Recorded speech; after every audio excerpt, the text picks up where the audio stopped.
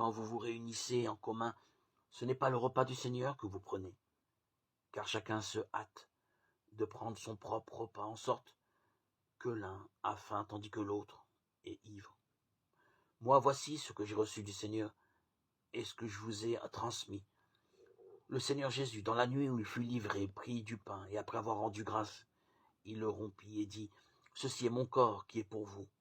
Faites cela en mémoire de moi. » Il fit de même pour la coupe, après le repas, en disant, « Cette coupe est la nouvelle alliance en mon sang. Faites cela toutes les fois que vous en boirez en mémoire de moi.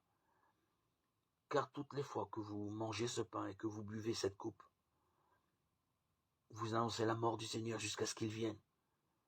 C'est pourquoi celui qui mangera le pain ou boira la coupe du Seigneur indignement se rendra coupable envers le corps et le sang du Seigneur.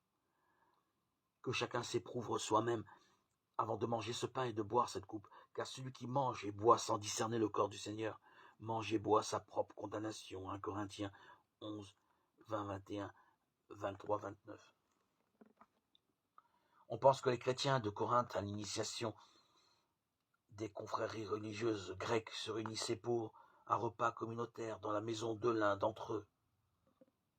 C'est au cours de ce repas qu'avait lieu aussi la célébration du repas du Seigneur, ou la fraction du pain, c'est-à-dire le pain où Dieu se donne en nourriture. L'apôtre Paul semble faire deux reproches aux Corinthiens. Leur célébration communautaire n'a rien de communautaire, il n'y a pas de partage, c'est une honte. Comment peut-on se réunir au nom de Jésus-Christ avec les pauvres d'un côté et les riches de l'autre? La célébration de Corinthe a oublié le but premier du rassemblement, non pas d'abord fêter la joie de se retrouver, mais fêter Jésus-Christ. Prendre le repas du Seigneur, annoncer la mort du Seigneur, jusqu'à ce qu'il vienne. Cette phrase est très dense. Elle évoque en même temps la mort et la résurrection du Christ, la mort du Seigneur, puis l'espérance de sa venue.